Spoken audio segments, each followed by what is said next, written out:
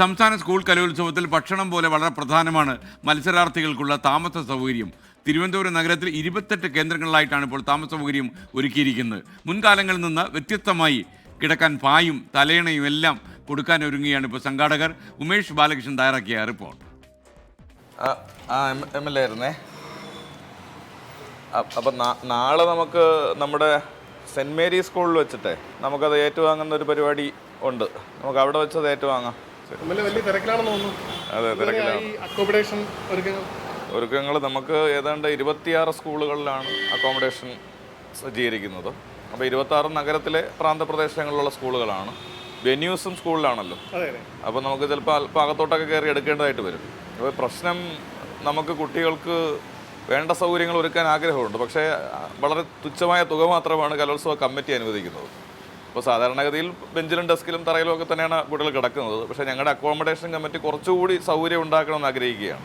അപ്പോൾ എല്ലാ സ്കൂളുകളിലും ഞങ്ങൾ സഹായ കമ്മിറ്റി രൂപീകരിച്ചിട്ടുണ്ട്. അപ്പോൾ അവരുടെ നേതൃത്വത്തിൽ ചെറിയ പുൽപ്പായ, തലയിണ, മെത്ത, പുതപ്പ് ഇങ്ങനെയുള്ള ചെറിയ ക്രമീകരണം ഒരുക്കാൻ വേണ്ടി തീരുമാനിച്ച് ഞാനൊരു അഭ്യർത്ഥന നടത്തിയിരുന്നു. അവരാണിപ്പോൾ വിളിച്ചത്. റെസ്പോൺസ്? നല്ല റെസ്പോൺസാണ്.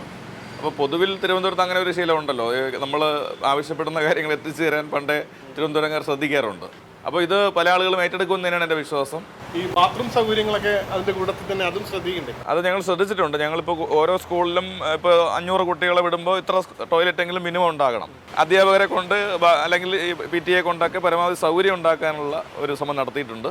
അപ്പോൾ അതിൻ്റെ ഭാഗമായി പരാതികളില്ലാതെ ശ്രദ്ധിക്കാൻ പറ്റും. എല്ലാ സ്കൂളിലേക്കുള്ള അടിസ്ഥാന സൗകര്യങ്ങൾ, സാധനങ്ങൾ തികഞ്ഞോ, അതോ ഇനി ഒരു അഭ്യർത്ഥന പ്രേക്ഷകർക്ക് കൂടി നൽകേണ്ടതുണ്ടോ? അല്ല, തീർച്ചയായിട്ടും ഇത് എല്ലാവർക്കും പങ്കെടുക്കാം. അപ്പോൾ നമ്മുടെ തലസ്ഥാനത്ത് ഏതാണ്ട് 10,000-ഓളം കുട്ടികൾ കലോത്സവത്തിന് വേണ്ടി വരികയാണ്. അപ്പോൾ ഇത്രയും കുട്ടികളുടെ താമസം സ്കൂളിലാണ് ഒരുക്കേണ്ടത്. അപ്പോൾ ഇവർക്ക് ആവശ്യമായിട്ടുള്ള പുൽപ്പായ, മെത്ത, തലയിണ തുടങ്ങിയിട്ടുള്ള അവശ്യ വസ്തുക്കൾ, ഇപ്പോൾ ബക്കറ്റും മഗ് ഉൾപ്പെടെ വേണം. അവശ്യ വസ്തുക്കൾ വാങ്ങി നൽകാൻ താല്പര്യമുള്ളവർ ദയവായിട്ട് സംഘാടക സമിതിയായിട്ട് ബന്ധപ്പെടുക.